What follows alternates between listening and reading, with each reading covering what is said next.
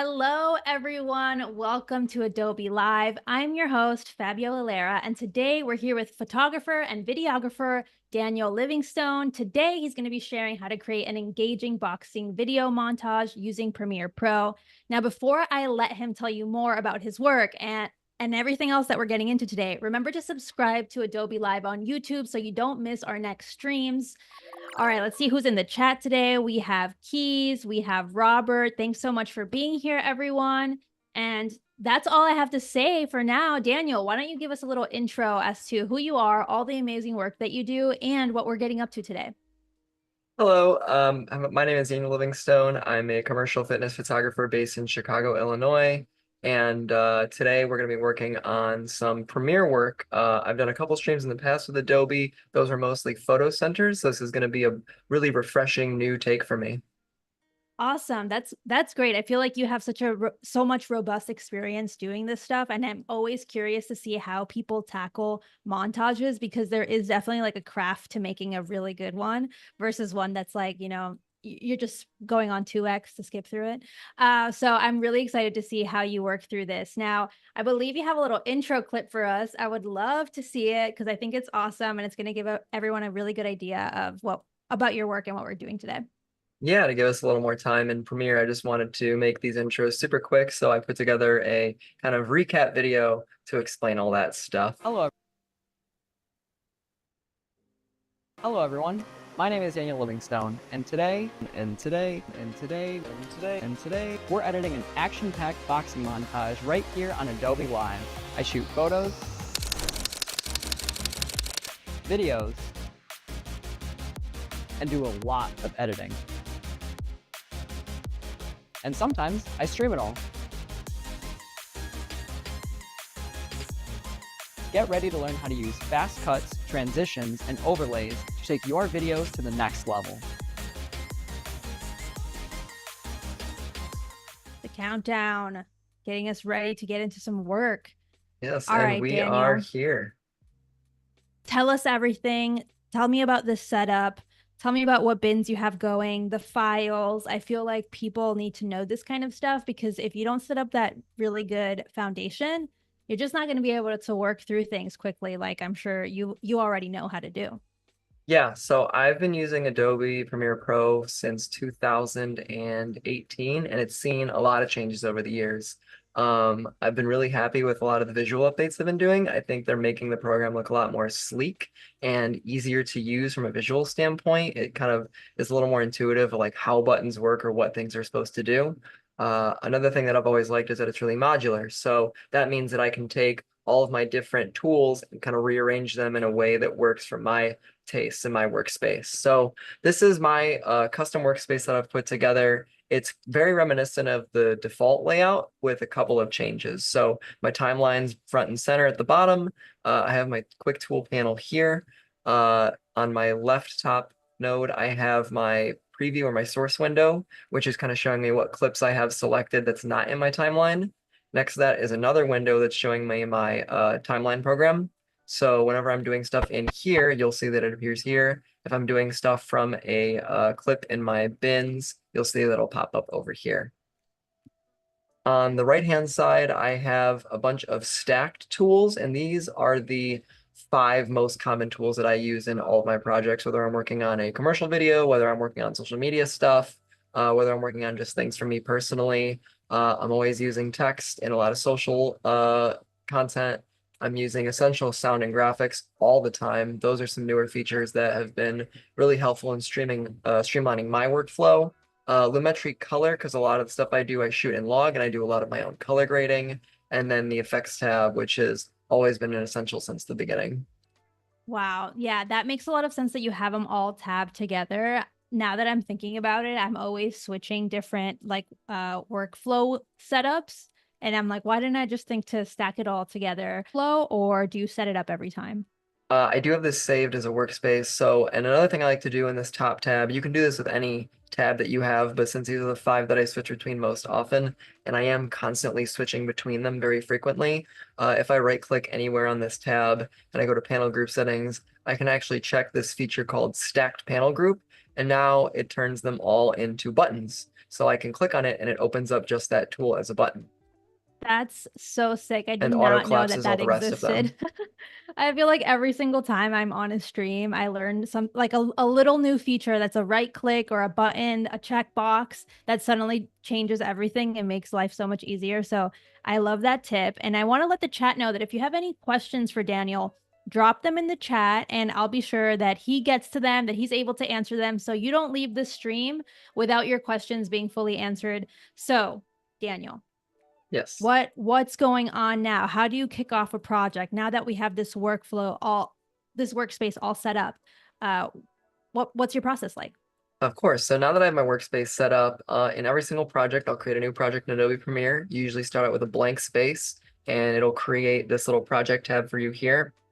Normally this is empty. I've done a lot of prep work to make sure that this project is kind of set up in a way that we can cover a lot of topics. If we were doing this just from scratch, the first thing I would be doing is importing my footage into Premiere, which would go into a footage folder that I create. So we can go into that. And this has all of the clips that I shot from the shoot. And I can expand this so you can see how many clips we're usually working with. So I have a bunch of It's footage a here to work ton, with. yeah. And I'll just go through one by one, double click those to pull them up in my source monitor, and then I'll just scrub through it. And then I will do in and out clips. I can use the I and the O keys. I can also use these tools right here, and this kind of marks it in, marks it out, so it knows what part of the shot I want to clip and then bring into my timeline later. So I'll usually start by just going through all of my footage and clicking on these thumbnails, and then just picking out the scenes that I want in the final timeline. Then I'll drag all those clips Oh. into my timeline. And then from there, I'll even further pare them down. If I have multiples or if they make a decision between shot A or shot B that are really similar, I'll end up doing that in my timeline here. So you'll see I have my timeline kind of set up. This is pretty final for what we're going to end up with. And then I have all these extra clips outside of my audio here. And these are just bonus shots that I need to bring in or I need to like further cull down. Sort, yeah. Yeah. And so you're saying you go through all of your footage and select like the in and out points, even if you're not sure if you're going to use that clip, you just do it just as a primer, like as the first step. Wow, that's commitment. It makes a lot of sense, but In I a could, shoot like this, where I have a shot list and I know exactly what I'm going to shoot, and I have a strong idea of what the order of the clips are going to look like in the final timeline before I even shoot it, I'll organize it so you can see my file naming convention is really long, but you'll see here it's DL. So it's my initials, my camera, scene 1, shot 9, take 3, and that's what the S, and T stand for. So I try to be good when I'm shooting in camera to like mark when I'm changing a scene. Sometimes I'll forget and I'll have like 20 takes of one shot that belong in other shots, and then I have to like rename it manually. But for this, you'll see I'll have my shots and then I'll have my takes. So I have take 2, take 3, take 4 of shot 14. In something like this where it's really thought out oh, beforehand, I will usually just default to going to the final take. Usually that's the best one, is the one we, yeah. ended up being happy with. So I'll usually just go straight to my last take of every single shot, throw that in. Wow. And how are you able to name it like this? Is it in camera or do you have something that you use to get the naming right? Or maybe I'm not So understanding. it's a little bit harder if you're doing it with just the base camera because the file naming in camera is a little more limited. Yeah. For this, I actually used an external recorder, so I used an Atomos Ninja V Plus, and that is actually its default naming convention is by scene, shot, and take. Wow. The DL and the CR5 are things that I added in just so I know, it's Mhm. my footage and what camera I shot on. But scene, shot, and take are really helpful from that tool. And then I just once again, do my absolute best to remember to change the shot every time the shot changes in real life.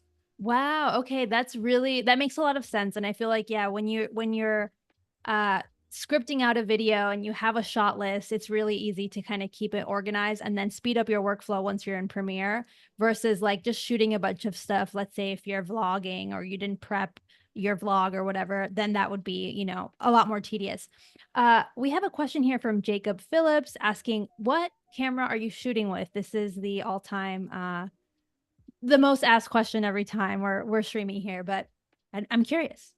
Yeah, so I shot this with a Canon R5. It's my own personal camera. I own it. I've been using it for a couple of years now. I think it's super reliable. It's an amazing hybrid camera. Since a big part of what I do is photo, but I still do video. It has the video specs that allows me to do big projects like this and not have to like rent anything. And it's still a major workhorse for all of my photo work. Sick. That's great to know. And I feel like, yeah, everyone's always nerding out about gear. So the more we know, the better. Yeah. Okay, so now I'm understanding your organization process. It's very tight. What else? How else do you move through this? So I wanted to give you guys even more background to like what goes into this project. So before I created this project, I always make a production book for every single one of my shoots, whether it's photo or video. And this basically gives, if I'm working with a team, everyone on the team an idea of what we're going to create, how we're going to create it. It's mostly logistic, but it does include a lot of creative reference, so everyone is visually and mentally on the same page. So I include information about the mission and the storyline. So we're doing a fast-paced boxing training montage. It's going to be on Adobe Live. The mood is intense, dark, and exciting. The next page is going to have logistics about scheduling and location. Beyond that, I have a mood board included. So this is kind of references that I've pulled from Behance, Pinterest, and Instagram, and then pull them all together into this deck that I create with, I actually create all these in InDesign too. Cool. Yeah, that makes sense. And then after that is my shot list. So I very meticulously figured out the exact flow of the timeline before even shooting on the day of. And we have a very particular order of like, they're going to be sitting on a bench, they're closing a locker, they're tying their shoes, they're wrapping their hands. And then we came up with about 21 different kinds of shots to take.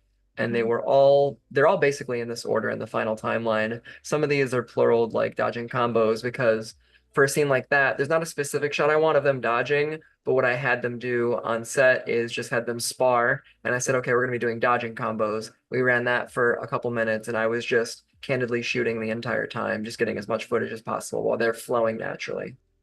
Cool. And is this in the order that it was shot, or is this in the order of the timeline? This is not in the order of the shot. This is in the order of the timeline. So when we were actually trying to shoot it, what I'm doing on the day of is figuring out what makes the most sense logistically. So most of these scenes were shot in the same room since they're not in the ring yet. So we needed to get all these out of the way. So sitting on the bench, tying the shoes, wrapping the hands, those were all shot together. Closing the lockers in a different room. So we actually shot that after all of these. Got it. Okay, sweet. I feel like all that kind of stuff just helps the day of go so much smoother. And I can tell you're putting a ton of pre-production effort just to make sure you're capturing everything and you're not left on your timeline wishing you had a certain clip. Yeah, no, I definitely need this, especially for myself, because when we're actually shooting in the day of, it's so easy to get caught up in a shot that you like that you miss other ones, or you just completely forget about other ones because they're not as important. So in between every single shot, I have my phone in my hand, I'm on this deck, and I'm going, okay, next shot, shot 14. Okay, it's gonna be this, and we're doing close-ups. After that, I'm doing dodging combos, that's close-ups. Then I need to go outside of the ring to get this wide shot of the athletes sparring. Yeah, and I love how you have it written down the kind of shot that you're going to do. And even when you want like two different types of shots, so you have medium shot and a close up of that, so that you know meant like before you start shooting to prepare for the angle and prepare for framing that out. Yeah, it's definitely for my own sake, but it is very beneficial to the team as well. Yeah. How many people were working on this with you? So I had 2 models and an assistant, which is a pretty tight crew, but it is still, no matter how small, important that you are all on the same page about what you're creating so that you can move through the shoot as efficient as possible. We only had, I think, 3 hours to shoot this entire thing, which for a film production is really, really short. Right. Wow, very impressive. And I love that like you're thinking of everyone on your team, right? Because a lot of the times you can know exactly what you're doing and then you're just like relaying it as you go, and they might feel hectic and you feel like you know exactly what's going on. But you're really putting care into making sure everyone knows what's going on so everyone feels confident. That's the goal always as a director. You know, you need to just be having your hands in every single department, essentially. Agreed. Now, what do you do now that we have, you captured everything, you got every single type of shot that you needed? How do you actually start composing this timeline now that you've selected the in and out points for all of your clips? Yeah, so when I have my in and out points, you can see I've already done a lot of clipping just to make sure we have a baseline timeline, just so everyone knows the story that we're creating. But you can see here in these clips, I have my in and out points here and here. So I scrubbed through this and just wanted the last bit where she really tightened that knot. So my in and out is here. This is the clip. If I drag this into my timeline, it's just taking that tiny little part right there. Yeah. So I usually just grab all my clips and just throw my timeline at once. Then I have this gigantic stack that goes a mile long. And then I refer back to that PDF that I created and I go, okay, shot one is this. I'll review all the different takes of that shot one. I'll pick the best one, throw it in the beginning. Then same with shot two, shot three, and so on. And I'll just build the timeline in order of how the deck is set up. And then in the timeline is when I'm kind of picking and choosing between multiple options. So you can see here I have a little chunk that hasn't been used yet. So these are all sparring shots. So I'm just going to watch through these. And maybe that first clip and that second clip are very similar, but maybe I like the angle of the first one where it's more in front versus this one where it's behind. So then I'll just grab one of those and then I'll drop it into my timeline. Okay. And do you further trim these sometimes, or do you feel like every time you set the in and out point, that's basically how it stays afterwards? When I set my in and out points, I try to keep it as tight as I think the shot is going to be in the timeline, depending on the song. So we do have a track in our timeline right now, which I'll get to in a moment. But when I kind of grab like 2 or 3 scenes, like shots 1 through 4, let's say, and I just throw them in the beginning, that's when I'll start cutting them down and start pacing them to the music. So I kind of do it in chunks where it's like, 3 or 4 or 5 seconds at a time in the timeline, just chopping up these chunks and timing it right with the music signature. So I put together a rough timeline for us, and I want to show that right now. Yeah. Boxes, I cannot fit in the boxes. Stop it, quitting was never an option. Exhausted, this passion is never exhausted. And you cannot stop it, nah, you cannot stop it. So that's what we have so far.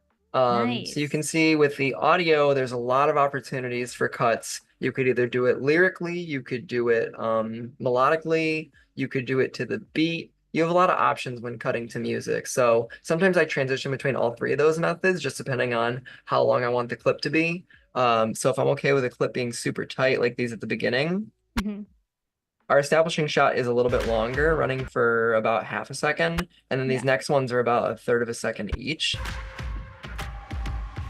So you can hear that boom, ba bop, boom, ba bop. So I'm cutting the beat with these 3 clips. I'm letting this one breathe, and then it's fast paced from there. And I kind of want to keep the energy moving. So I don't want every clip being the same length because then it would be really repetitive and predictable. I want to kind of keep the audience engaged by changing the pace of the clips, being from long to short to short to short to long to medium, and then going back and forth and flowing, and then using the music as an outline to do that.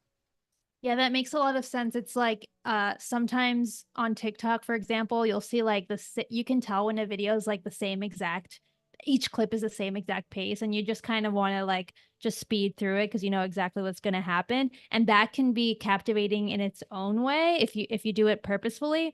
But definitely when it's a little bit unpredictable, you're like waiting for that next shot. You're waiting to see like where is this going to go, as opposed to being like I know exactly what's going to happen next. So I like that you're obviously thinking about that. You have to in every video, but it's neat to see how you're using the different parts of the music to line up with that. Yeah, there are always so many options you can go with, especially when it comes to pacing and cutting.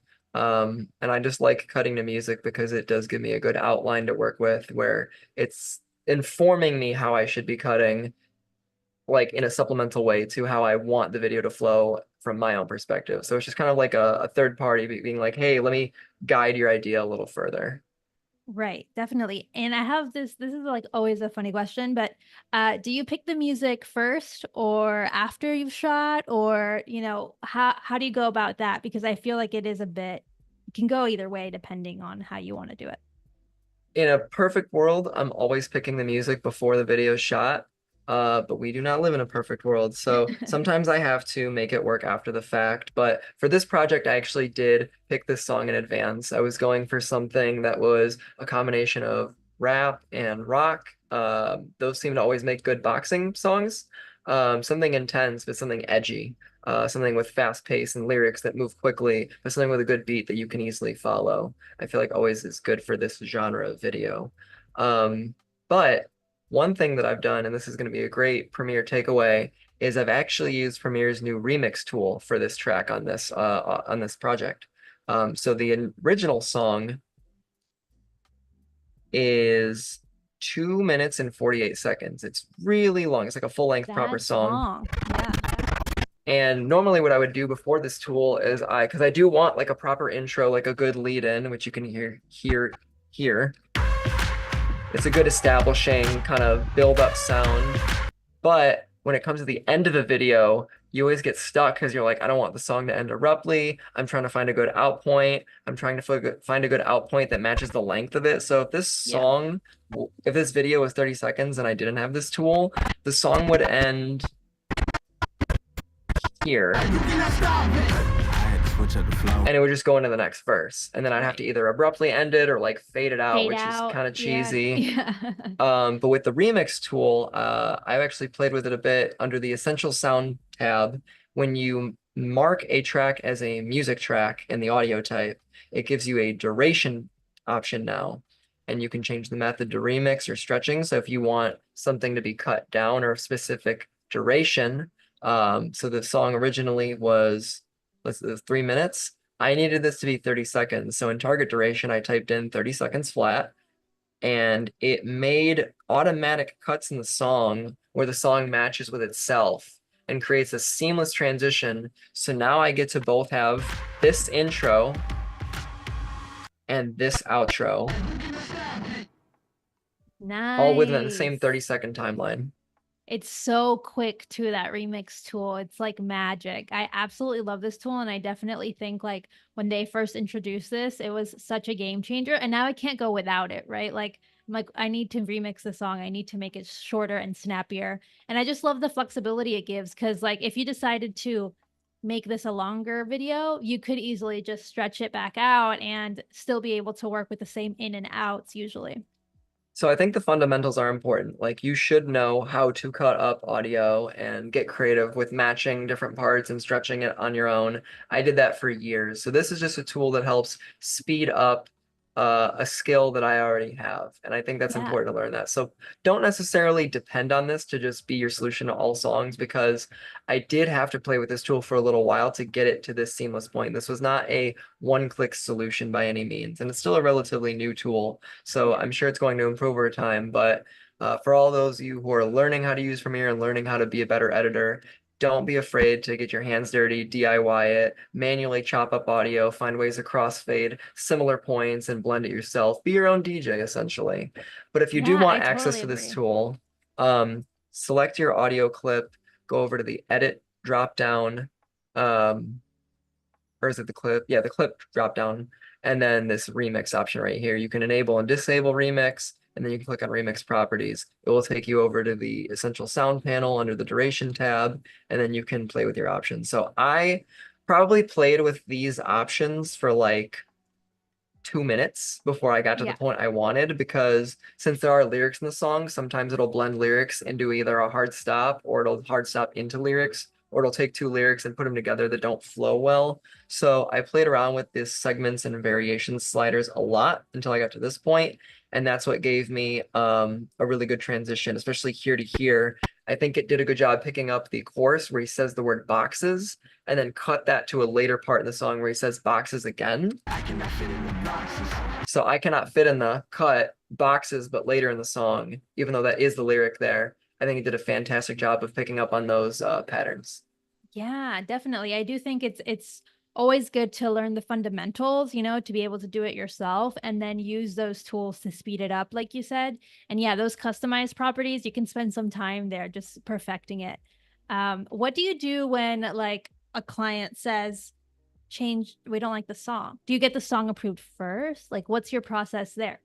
So in a lot of my client work, when it comes to video, I'm always trying to get the song approved beforehand, because the editing is so dependent on it. And usually I'll do 2 rounds of revisions in for a client with the edits.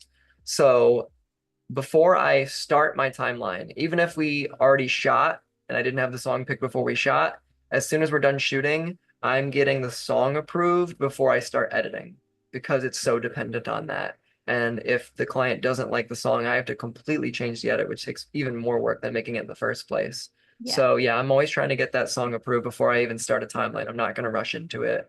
And I want to make sure that the workflow stays consistent. Oh, that's so smart. Yeah, I feel like getting it approved even right after you shot everything makes a lot of sense so that, you know, the client can understand how the footage is going to match and I feel like clients can be hesitant to pick it beforehand, you know, like we're not sure what we want it to feel like. And So that's that always makes a a lot of thing. sense. So one thing I do to help with that is I'll send them a couple options. I go, here are 3 songs, pick one Yeah. or pick 2, and then we'll narrow it down. But I usually try to get a good idea of the mood and feel of the project before we shoot it. And then I'll go in, unless they're supplying a song, because I have had clients who like have songs produced for projects, Yeah. which is always convenient. But if it's pretty open-ended, I'll go through and I'll get like maybe 5 different samples and I'll say between these, as long as you give them options, it makes it easier for them to pick Yeah, versus them for pulling sure. something out of the ether. Yeah, So and I'll then give you them don't know what options they're and then going to make them bring to you. approve it. Yeah. Awesome. Awesome. Okay. So this makes a lot of sense. And I love that you brought up the remix tool. So show us the rest of your workflow here and how you process this and how you would go about this.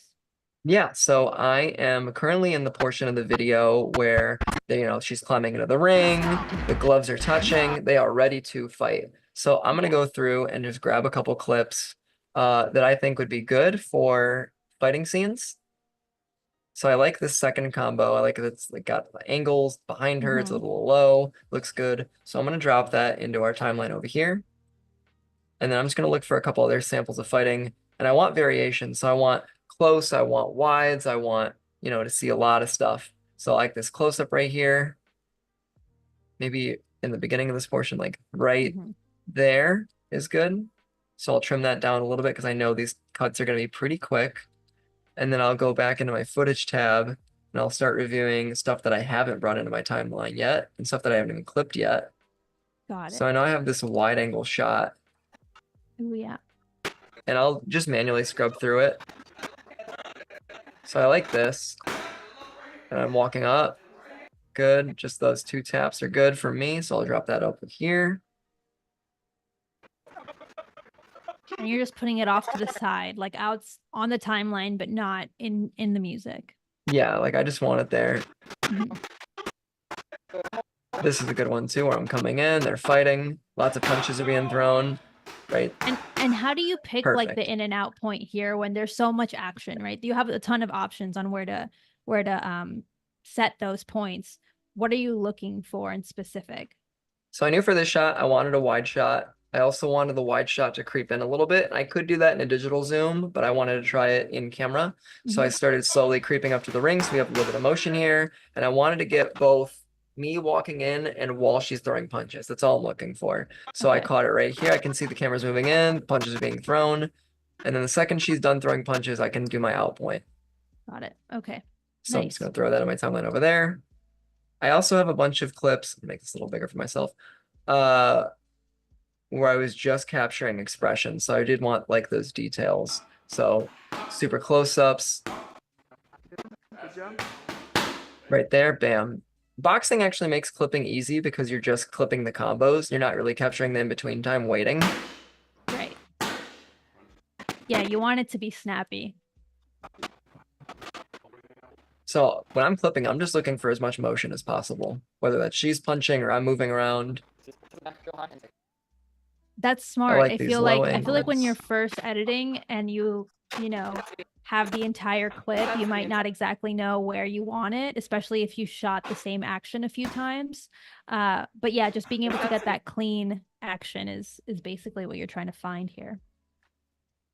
And the specific order of these clips kind of doesn't necessarily matter since it is a montage. Like we're at the point where it's just fighting, fighting, fighting, fighting. So I just want to jump back and forth between like wide, medium, tights, and then dodging, punching, or just expression details. Yeah. So I have 4 clips here. So I think I'm gonna do this clip. So now you're just trying to vary the clips that you've selected, right? Yeah, so I have a wide, so zoom out to wide, and then I'll probably go back into tight. Something like that, yeah. Like this. And then into a wider shot would be good. Not that wide. And what shortcuts are you using here? Just so for everyone at home to follow along. For in and out, when I'm doing clipping, I'll just use I and O keys. You can see if you hover over the tools, it'll show you in parentheses what the key is. Mm-hmm. I use the space bar for play and stop. So if I hover over the play button, it's space bar for play and like that. And then it's a lot of like, I use my scroll wheel to slide up and down my timeline on my mouse. But when you're trimming and moving the clips around, are you using any specific shortcuts there?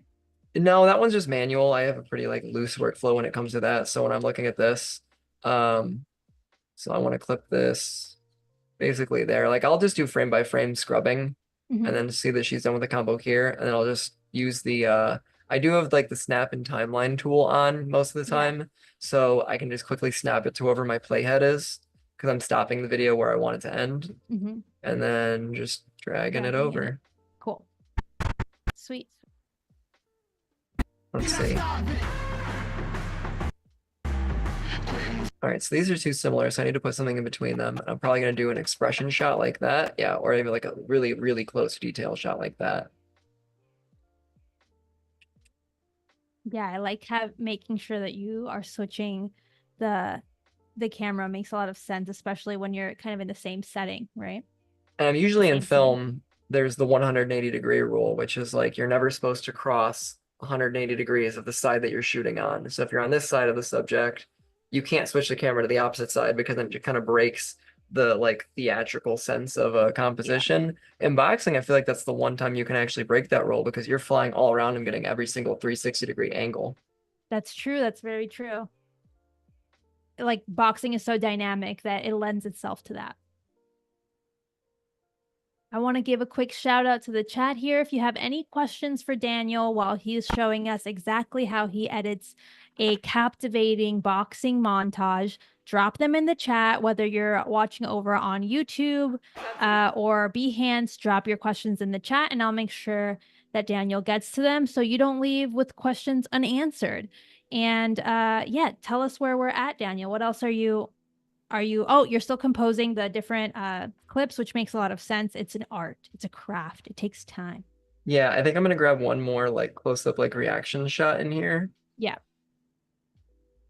Let's see. I know I have some like real good close-ups.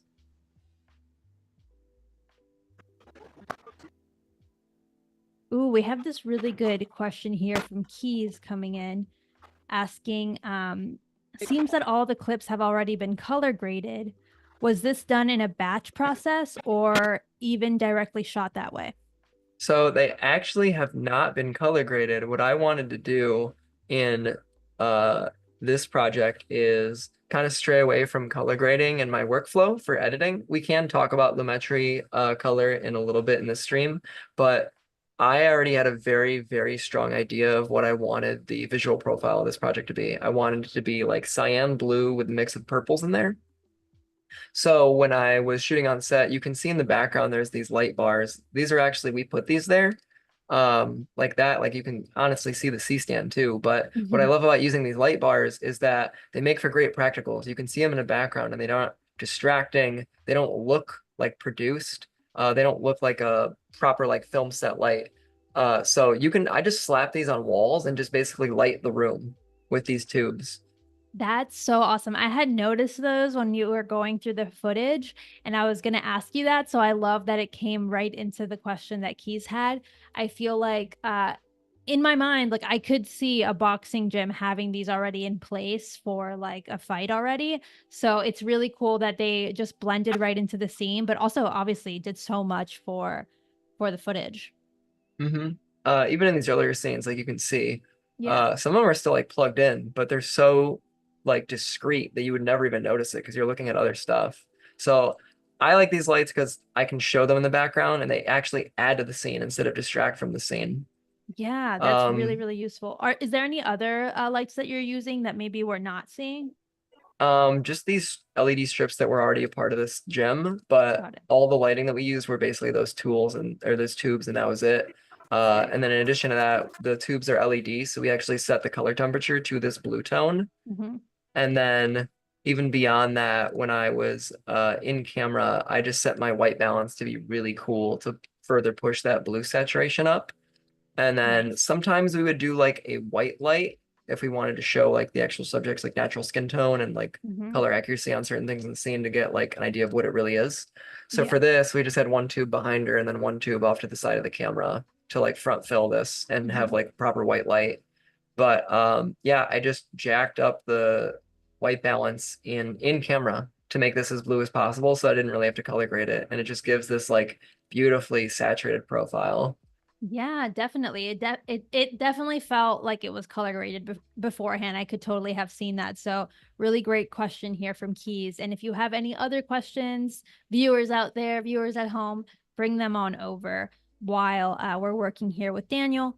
Um, I love just talking about all the different gear and all the different ways you can pull things off, because there's just a trillion ways and that people go about it. And I think because you had such a clear vision and you put together that handbook, you were able to really get it all going, and you can see the footage already looks color graded because of that planning, you know?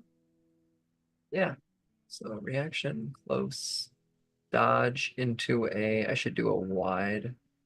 Okay, so here's a fun opportunity for a match cut, which we can do. So in this scene, I have her dodging down under it from this angle, and I think I want to cut it into her just before this, coming back up from this other hit in a different clip. So now we have it dodging down and then up into the next scene. Yeah. And that one is just a natural in-camera transition. So we don't actually need to put any effects or overlays or anything on top of it. It just looks seamless because it's a match on motion, match on action. Definitely. And are you thinking of transitions at this point, or are you just thinking of like the shots and the flow of the actual timeline, regardless of the transitions right now? When I'm clipping things, another way to help me figure out the right order to put clips in is based on the flow of the movement in the scene or just the natural transitions. So I am going to be using some other transition effects that's like from post that'll help bring some of these clips together. But if I have the opportunity to take advantage of something like this, I'm Mhm. always going to take it. And it's so much better than anything I could do in post. Definitely. Yeah, it just flows, right? As opposed to adding stuff on top to kind of mimic that flow. Hmm. Did you fill all of the gap in? We had that I little think I 8-second did. gap. Wow. Would love to see that Yeah, so I'm when you're ready gonna, for it. yeah, run this timeline back one more time. And I if can you hit even, the tilde key on the program monitor, we can see it real big. Yeah. yeah. That's another shortcut I use all the time. When I want to just preview a timeline, I'll do a tilde to make it works for any window that you currently have highlighted. So if I really just wanted to look at the timeline big, I could do it Yeah. on that or in my bins. Which is very So useful in the bins when you have all the clips. let's take a look at this. Boxes, boxes, I cannot fit in the boxes. Stop it, stop it. Quitting was never an option. Exhausted, exhausted. This passion is never exhausted. And you cannot stop it. Nah, you cannot stop it. Quitting was never an option. And you cannot stop it. Nah, you cannot stop it. All right, that's our timeline. Yes, that felt like it flowed. There wasn't a part of it that I was like, oh, here's what we're filling in. Maybe we need to tweak it, tweak the order. So you can really tell, guys, that Daniel's done this a lot of times. So now the next part that I'm probably going to be thinking about is transitions. Yeah.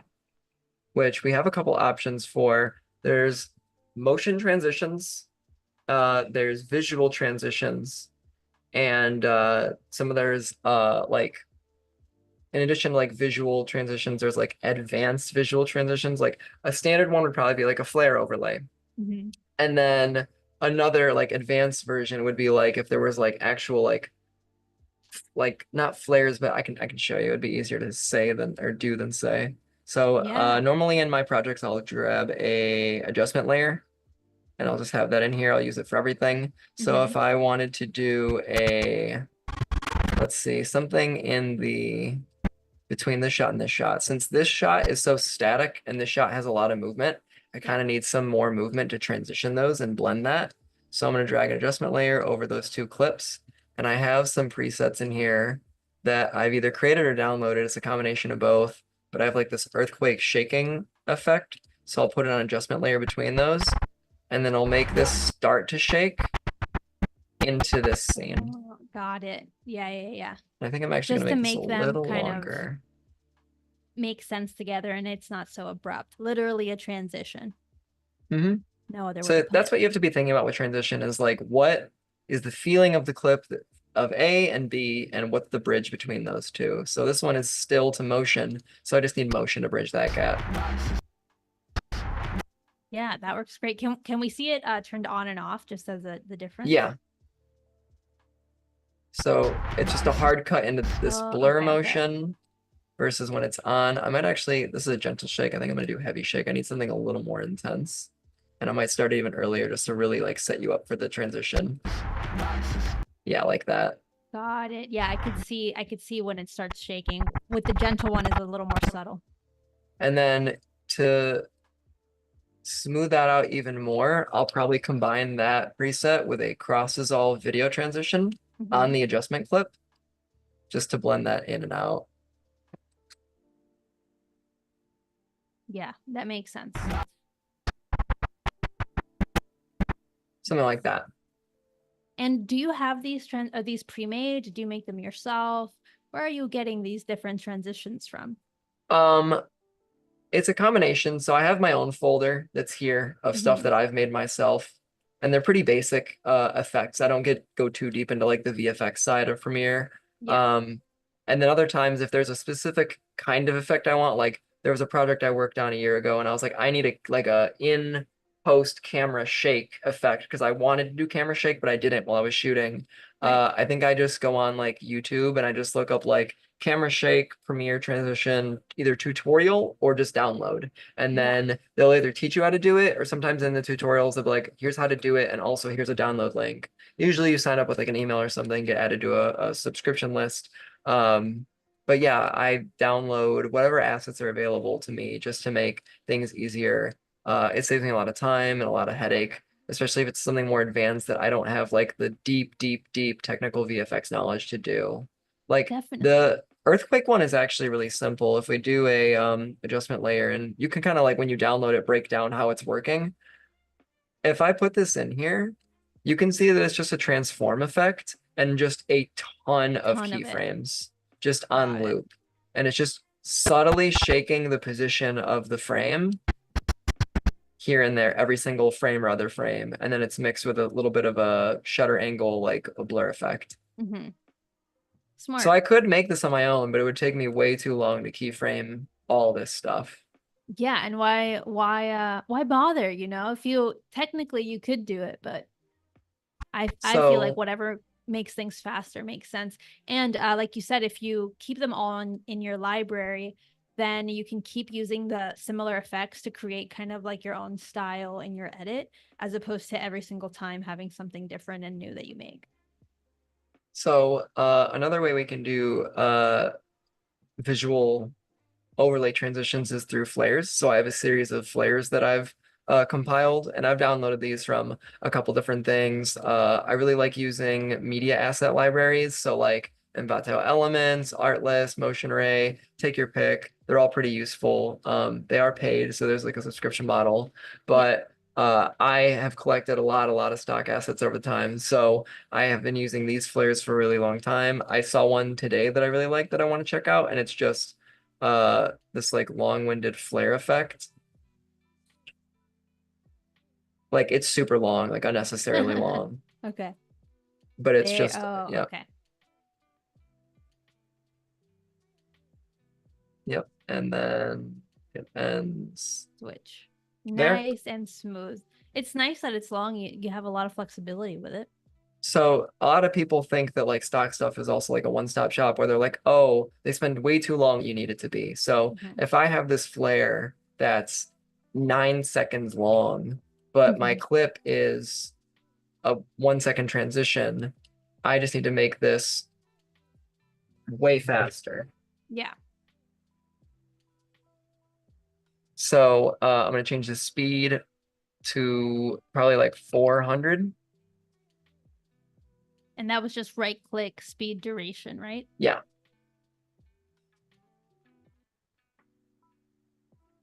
Are you guys seeing a preview right now, or is it black screened?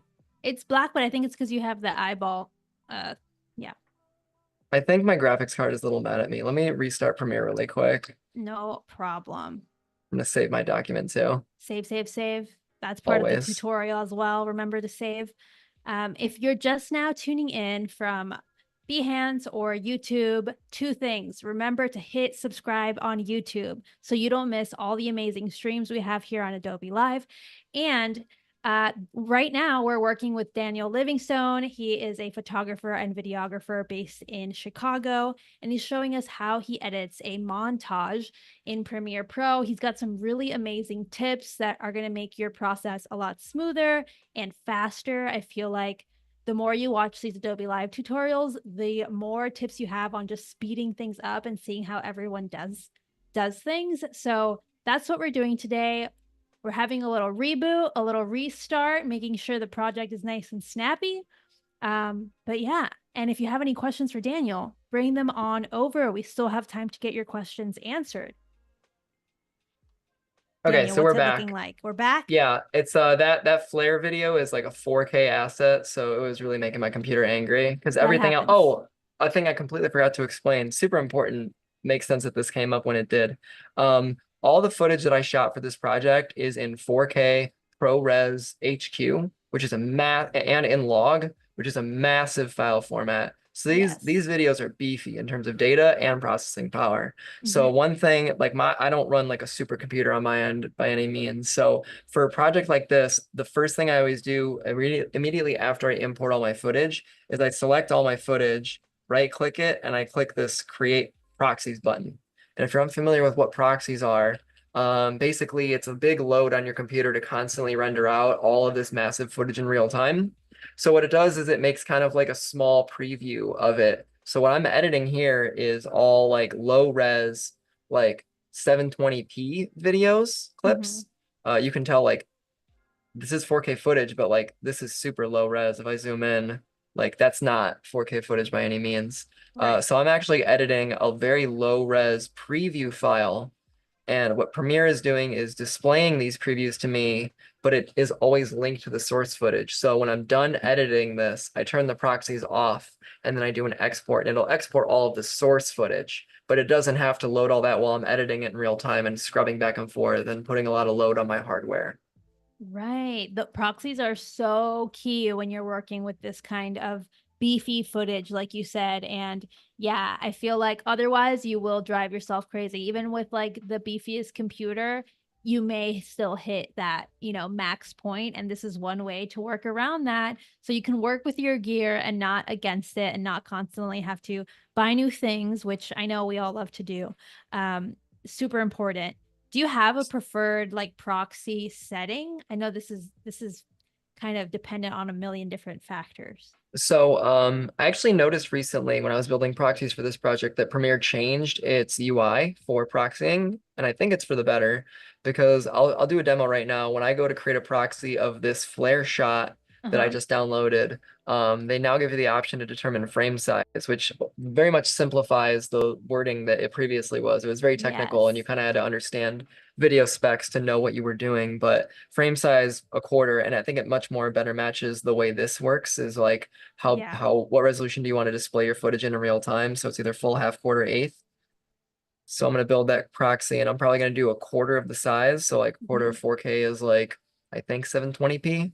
Mm-hmm. And then the preset, since this footage is originally in ProRes, I think I'm gonna keep it in ProRes just to keep everything consistent.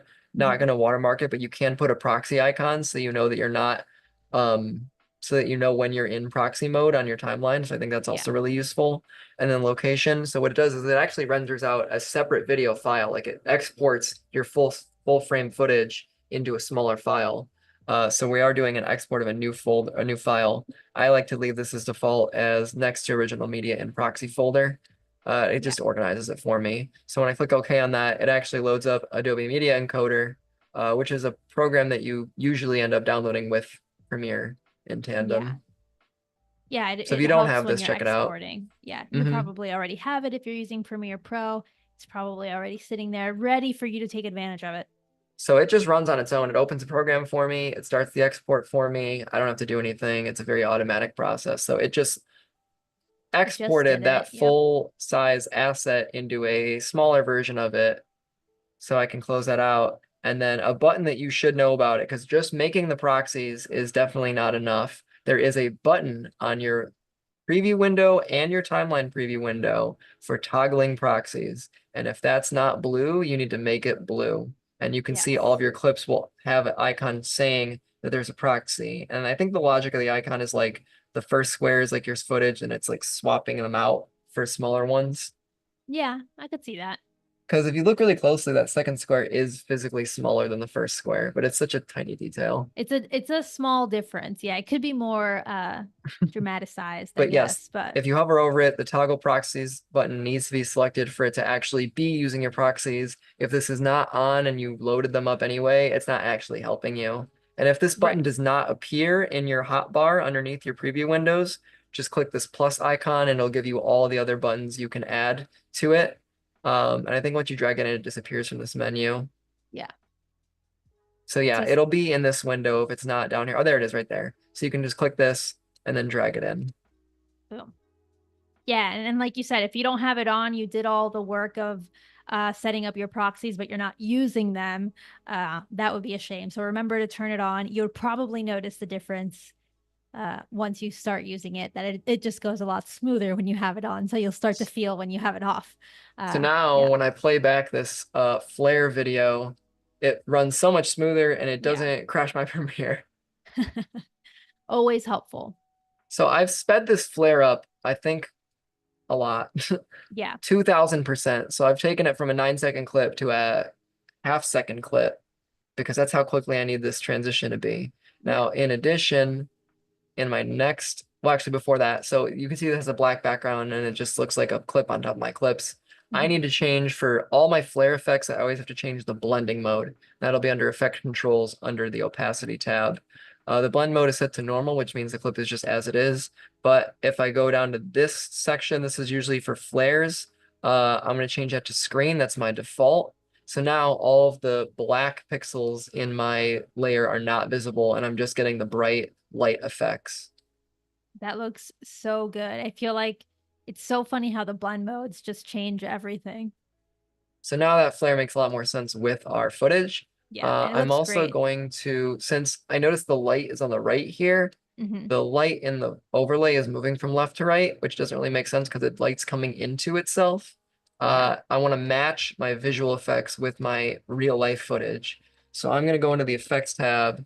I'm going to look for my horizontal flip effect, which is under video under transform. I'm going to drag that onto my flare clip. And now the light is moving in a way that makes sense with the lighting. The effect is moving in a way that makes sense with the actual practical lighting on set. That makes a ton of sense. Yeah. Because otherwise it's just a little bit off to the trained eye. And on top of that, even though the flare, I'm probably gonna make this flare a lot brighter. So now we can jump into our elementary color option. I just want to make this clip brighter. So I'm going to take this curve. I'm going to pick it up a lot. Pick up that white point. And now it kind of covers up that hard cut. Right. So now from this frame to this frame, you can't really even see the transition super hard between cut, those clips. and it's blending these together. This is a little bright for my taste, so I'm gonna pull this back a little bit because I do still want to see like her in it. Yeah. I might just like, wash it out a little more. But even though we can see this hard cut, I'm gonna do another effect to really pull this all together. So having a single overlay is not always going to be the solution to your transition. It can still look a little sloppy. So, Ooh, yes, yes, yes. and now those clips are going to blend a little more smooth. Yeah, as soon as the light like goes off, it's a very subtle shift. So now the cross dissolve and the flare are working together to more seamlessly blend these two clips together. Yeah, it's a lot more hypnotizing that way. Nice. That's a really good tip too. I feel like the cross dissolve always comes in handy for little things like that, whether it be for clips or for audio too. So you can see without the flare, just the cross dissolve, and that's fine, but it's pretty basic. Yeah. And then you can see just with the flare, that's fine too, but still a little like flat and not dynamic.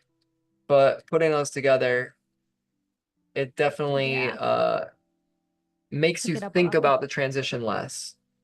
Yeah. It made it very, very smooth, which, you know, is appreciated.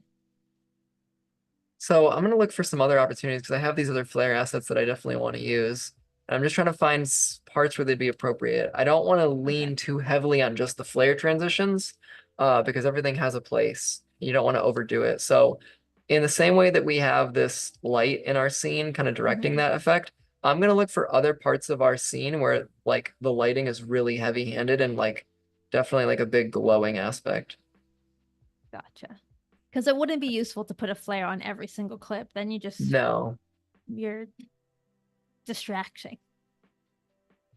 It's like this clip where the light is like just behind her and like there's flare coming in the actual scene. I think that'd be a good opportunity to do it. So I'm gonna look at my assets here. These are a little different. They're not as HD and like dynamic. They're just very quick bursts, which I actually prefer in a lot of my action-packed videos. So they're super quick. I think they're like 20 frames, which is like 2/3 of a second. Oh, yeah. And they're very simple motions with just bright colors. This one I like because it goes to full white.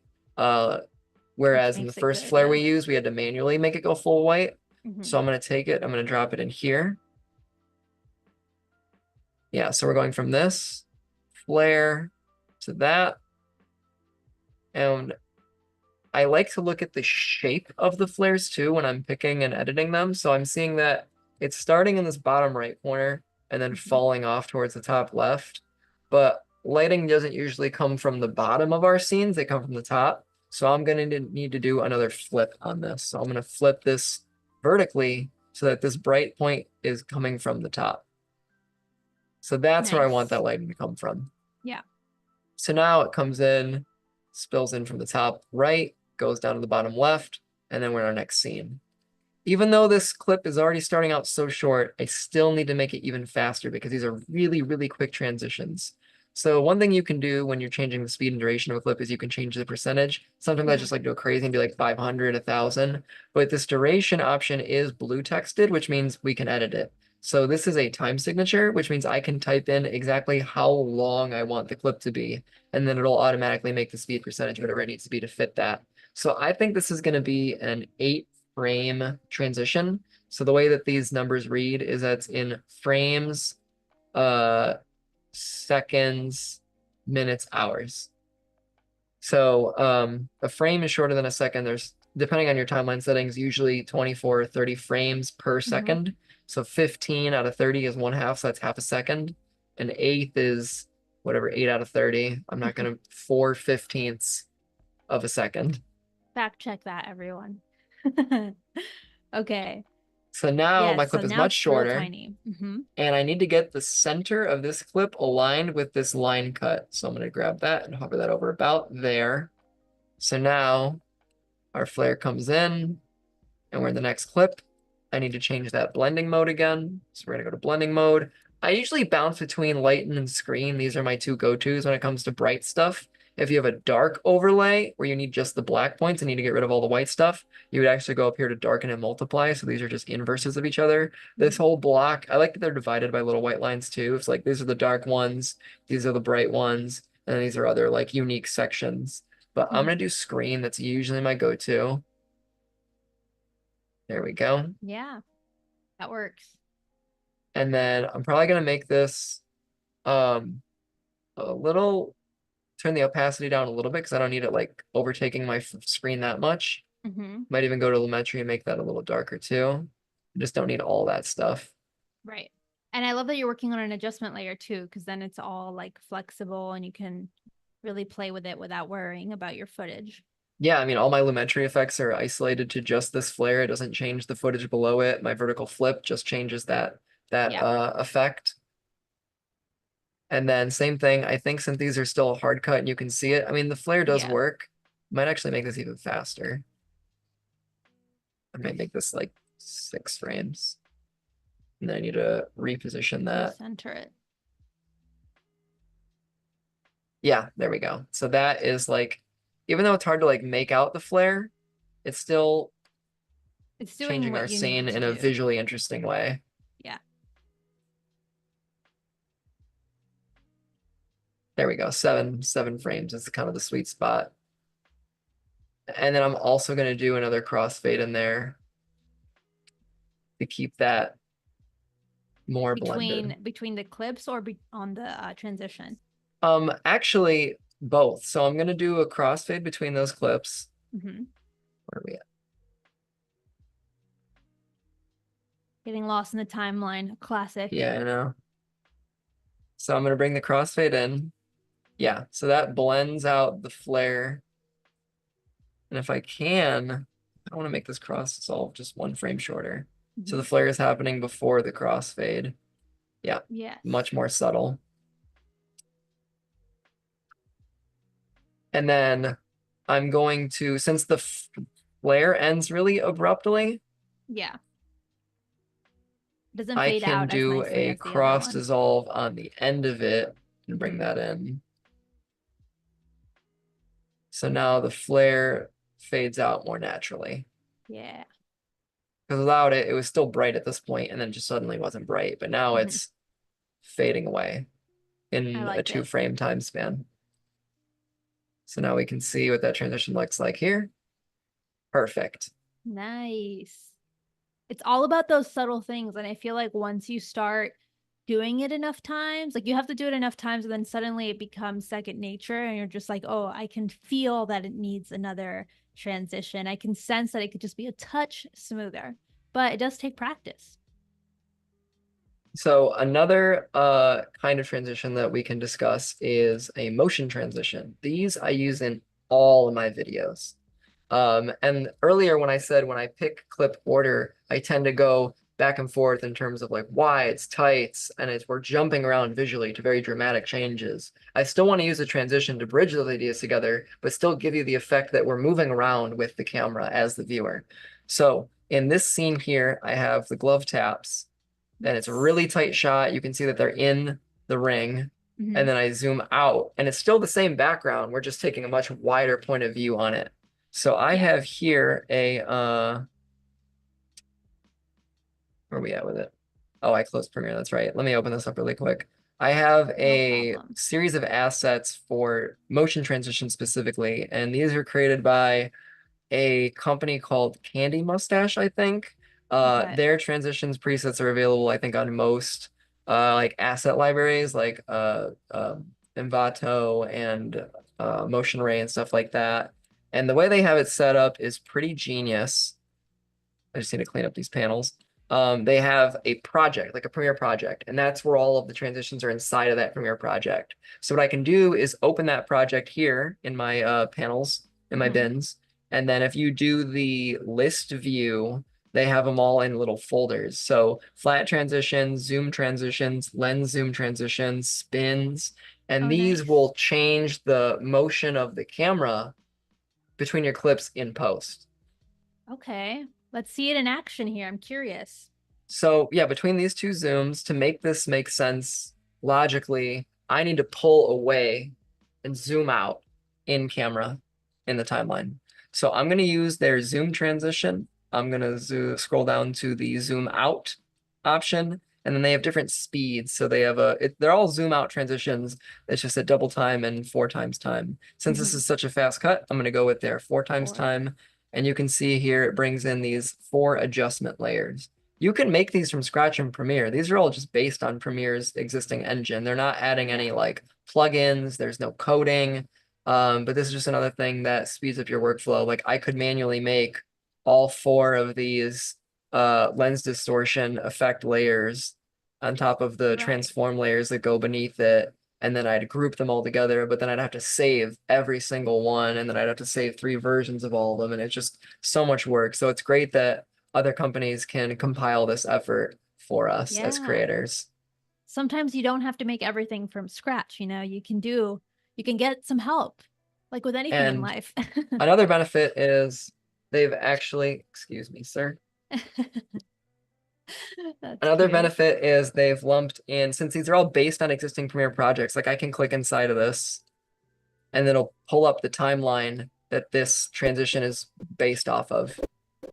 Yeah, so you can So they can preview it. include sound effects, they have a preview, and then they have all the effects on top of it. Nice. So when I drag in this visual transition or this motion transition, it actually comes with its own sound effect. So it's doing that for me as well. Nice. Let's see. This may display weird since we're doing proxies, True. but you get the idea. Yeah. If you play the regular, the sample one, we can maybe get a little bit of a better sense. I think if of I it do too. full res, yeah, you can see here if I'm Okay. doing because that's another thing. When using visual transitions that depend on transform layers, they're transforming based on the full resolution of the preview window or the timeline window. So if you're displaying lower res versions, it's going to mess with the way that positioning is lined up numerically. Like you can see here, this is based on a 1920 1080 scale. Yeah. So when I do a full resolution preview of my timeline, it'll play correctly. Yeah. And you see it has a little bit of motion blur on the outside. It's got this zoom effect. I transition into the next scene. It still has this like outward radial motion blur. And suddenly we're pulled away. And it has a little whip sound that go along with it to really like hone in on the transition. Yes, this is great. And I feel like, yeah, you save so much time and gain so much flexibility, right? So yeah, for scenes like this where I'm working with 2 kind of disjointed clips where it's like, oh, it's really hard to make sense of how this clip is going to go in the next one. I rely pretty heavily on these motion clips because it just keeps your camera moving, which is always going to be visually interesting. So even if it's like 2 clips that don't have any motion and 2 static clips, I can sometimes do just like a whip pan over to the next shot. Yeah, and suddenly it adds so much more. I So think I much can more show to it all. that. Yeah, here would be good. So like if I have just them standing and the camera's not moving and them sitting and the camera's not moving, I'm gonna do a flat whip pan to the right at 4 times speed. And now suddenly these 2 static clips become more interesting. Yes. And it comes with the audio. And it comes with the audio. And I might not use the audio for these just because I also have my own sound effects. And I see that we're almost wrapped up today, and there's one more topic I want to get into before we have to close off. So Yeah, we've we have covered about like 20 minutes on the stream, so we've covered cutting, we've covered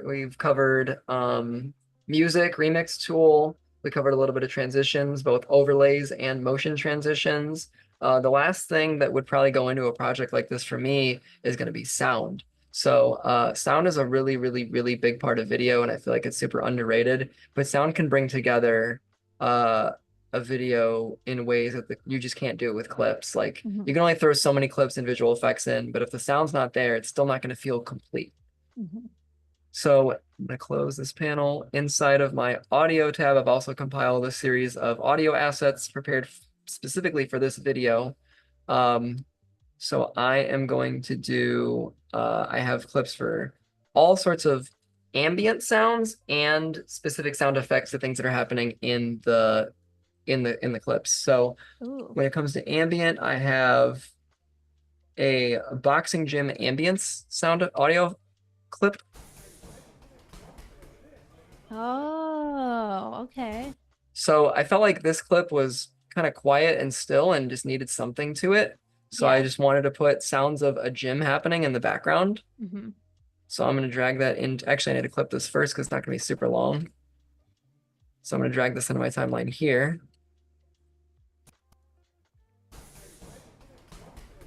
but I don't want that to Yes. be the main focus. So I'm going to use my essential sound panel, and this is detecting its dialogue because it hears the people talking, but I'm going to change that to ambience.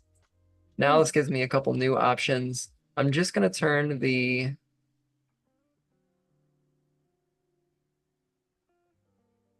volume down. There it is. Just a little bit. Because you do have music playing over this. It's not playing right Yeah. now because you're focusing on editing the sound, but there is music that's going to be layered on top. So you need to mix them together. So I'm going to have this boxing sound effect. I'll turn it up so you can hear it, but this is going to be in the background for like most of the video. Okay. But it'll be layered way down below everything else. So if I turn the music on,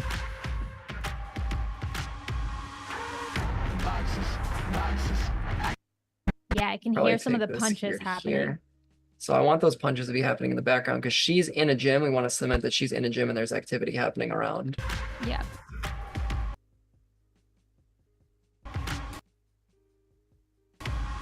So that's the ambient sound I would use for a scene like that. I also have some more like conceptual sounds. So I have what's called a riser. And it's basically just a build-up sound effect. So that's going to be, I'm going to put that right before a really impactful transition or moment.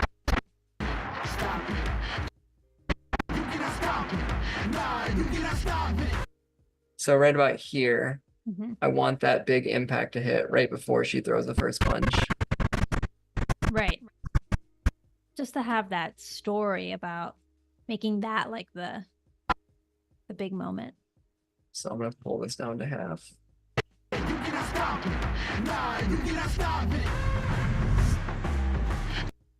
So then it's right there.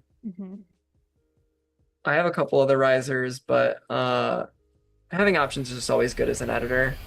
Like this one's a lot more epic and has a lot more going on. It's also longer, so I might use that one instead, just a bit of a bigger lead up.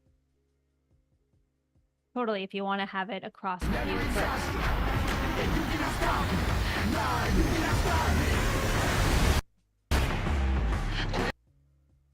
Kind of into that. Or like right here would be a good impact. Yeah, and you're also not lining it up with the end of the sound effect. You're lining it up with the sound waves, right? Yes, yes. I always use these as a visual indicator for like lining up sound. Right there. Yeah. And then I'll probably add like an impact sound effect after that to release that tension. I love seeing what you've already curated together though. Yeah, and I have this camera shutter sound effect, and I always try to do like little photography homages in my videos. So on a clip that runs kind of long like this, or a clip that runs long like this, I've actually, an effect I do, and this is kind of outside of Premiere, but I've prepped some assets where I made these little stickers using screenshots from the video, cut them out in Photoshop, put a paper effect on it, and then tape. So I can put these little stickers in my video so they can appear on screen. Ooh, I like that. Do you put them like right at the moment where she makes that move? I have in the past, like if it's like if I want to like hold a moment and that's a good way to like pop it out. One thing I've been playing with recently is just literally placing them like stickers in my scene. That's why I put the tape on it so I can just put them wherever in the frame. So if I scale this down, I like to do a like triple pop usually with these. So I cut out a couple of these. So I'll size these down, put them somewhere else. This one.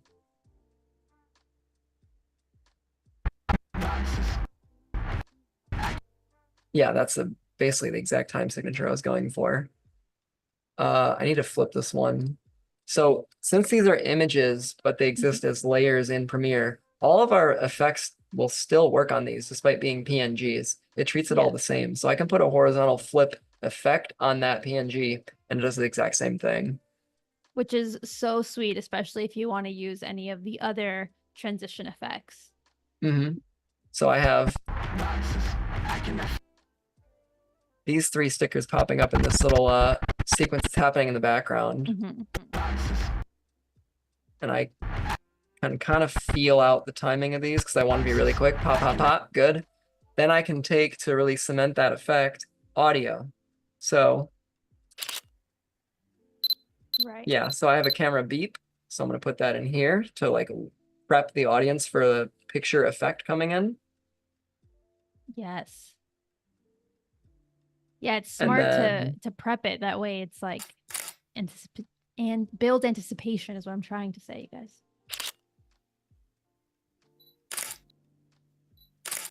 Ooh, I haven't thought about all the different kinds of camera clicks in a long time. yeah, there are a lot. It's kind of a pain. Yeah. So I've searched so hard for good camera shutter effects, sound effects, that I've actually recorded my own using my own cameras because it would just save me time.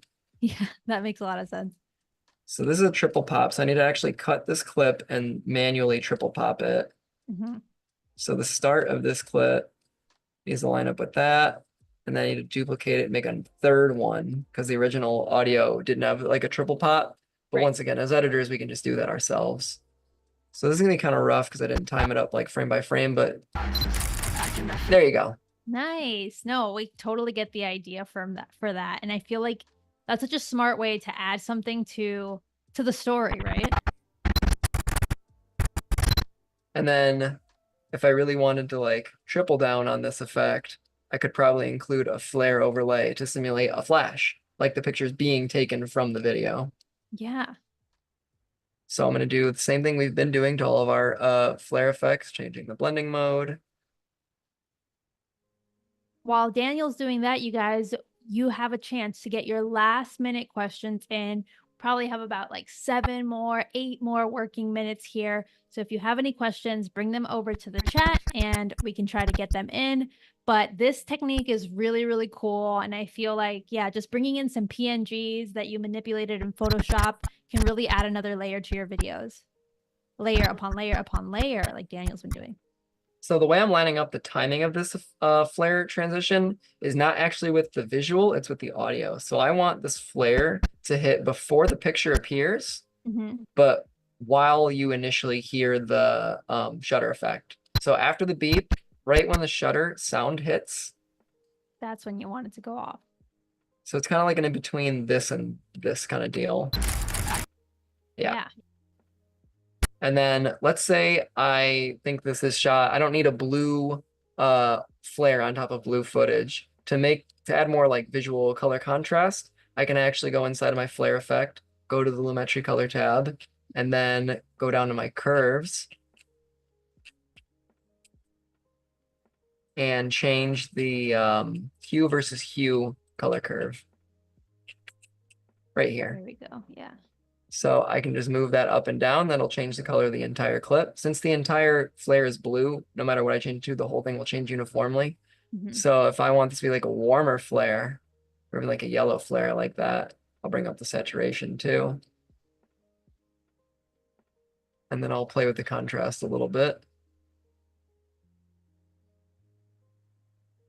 Now we have... I like it. You can really get a sense of that flash. Yeah, I might even make it a little longer just to... Yeah. There we go. So cool. So that's how we do a like camera or like a photography sticker effect in Premiere. That's sick. I feel like with the actual audio plus the visual of the flare, like the flash going off and then seeing the final pictures, especially with the treatment that you've done on them with the like paper and the sticker, it really comes together in a beautiful way. That's so, so satisfying. The pacing was great for it. I think that covers all of like the tips and tricks that I wanted to do, everything specifically at least. Yeah. No, we've covered a lot today. Questions in the chat? Otherwise, I'm just going to keep adding sound effects to this. No specific questions in the chat, but I feel like before we wrap up, I would love to see like the final edit that we were able to accomplish here. I know it's maybe not the final edit, but what we've been able to do before we get off, but we probably have time for one more little little effect or transition or whatever it may be. Yeah, I'll talk a little bit about Foley because I gathered all of these sound effects to kind of demonstrate that. So when I was picking out sound effects and the way that you can look for sound effects, if you have a stock library open and you're just looking for stuff by a keyword, just watch your video and just type in words of things you see on the screen. So like boxing gym ambience. I scrolled over this, I was like locker close sound effect. Like rapping. It's something to get creative. Like obviously, if you look up like boxing wrist wraps sound effect, you're gonna have very limited results. So you have to be a little more conceptual with it. So in this, I would probably search for something like stretching sound effect or like tape or something maybe. Yeah, like tape, like something that makes a similar enough sound that the audience can bridge that in their head like subconsciously. Oh, we have one question here from YouTube that we might be able to get to here. Oh yeah. Can you copy and paste effect to keep the same effect and move faster? Yes. So let's say I wanted, so the way we edited this flare was to make it orange, right? And all my other flares are pretty blue, and we had to like manually change the color of this. In my effect controls with any of these effects that have this icon, this toggle effect, you can always right click that. It'll highlight with a like light gray bar, and then you can right click it and you get the option to copy those effects. Now, if I go to another flare or any other adjustment layer and I wanted to make it that same like orange tone, all I have to do is right click and then paste that on. Now we have a little bit more of like an orangey tone, and it copies the Lumetri effects we did over here. Yeah. And you can so see you don't we have to changed our repeat hue it. set or hue. Yeah. So you're saving time and staying consistent, which is essential when you want to, at least. Yeah. And then if you want to do it in batch, like if I have this clip here and let's say I wanted to zoom it in a little bit, but I wanted every other clip. Oh, actually, this is a better lesson. One thing I do, and this is a very, very, very simple tip, and I use it for every single video I edit. To keep interest in a video, since I am moving in on this clip, I've done the inward motion. If I wanted to punch that up a little bit, make it even more exaggerated, I will do 5 and 10% zooms on like almost every single clip in a video. Oh. So it just pushes that in a little more. Okay, to just take it a bit further, even if you didn't do it in camera. So a good example would be, I do it on static shots all the time. So this shoe shot, not moving, kind of boring. I will do a 10% zoom on this with 2 keyframes on the scale position. I'll make the first clip or the first keyframe 100, the second one anywhere from 105 to 115, depending on what the frame is. I'll drag those to the end of the clip. So now you see there's a subtle zoom going on in our clip that just gives it a little more impact. Wow, it's so subtle, but those little things are what's going to help retain viewer attention. And that's what you want when you put so much effort into these videos. You don't want them to swipe away or pause or anything like that. Daniel, you've provided so many practical tips and workflow advice and even gear advice, lights. Like we've gone through so much in this one stream. So thank you so much. I know it has to have been valuable, not only for me, but for everyone else watching today. So I can't believe everything that you were able to tackle. There's been so much. Can we watch the clip one more time before we wrap? We'll do it. We'll do a last playthrough. Yes. I think also save our documents. Save. Always.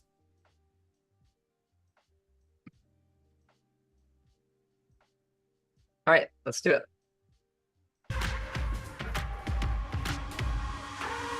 Boxes, I cannot fit in the boxes. Stop it. Quitting was never an option. Exhausted. This passion is never exhausted. And you cannot stop it. Nah, you cannot stop it. Quitting was never an option.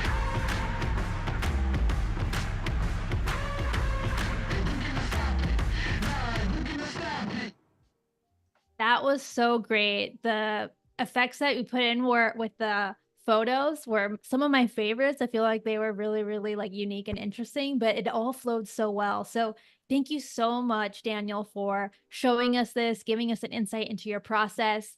And I want to thank everyone for watching and tuning in. Today, we've gone through so much here with Daniel, but before you go, make sure to keep up with him over on Daniel Livingstone on Instagram. You can check out his website. and maybe see this full clip once it's released. And don't go anywhere, because up next is Javier Mendez, who will go in depth on how he built his successful YouTube channel and turned it into a full-time YouTube career. So stay tuned for that. And is there anywhere else people should follow you at, Daniel? Check me out on Behance. Just look up my name, Daniel Livingstone, and then same on Instagram. My Instagram handle is just my name, at Daniel Livingstone. So thank you guys for all tuning into the stream. I hope you guys walked away with something. And as always, at the end of my streams, you all be sure to do something creative today. Oh, so sweet. All right, everyone. See you next time on Adobe Live. Don't go anywhere. Bye.